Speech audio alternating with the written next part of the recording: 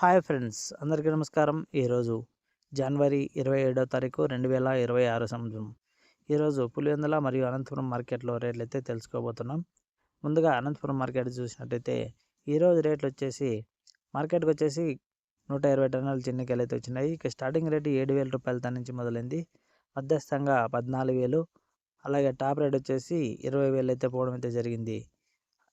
ఇక రెండోది వచ్చేసి పులివెందుల ఈ మార్కెట్కి వచ్చేసి 10 టన్నుల 580 కేజీలు చిన్నికాయలు అయితే వచ్చినాయి.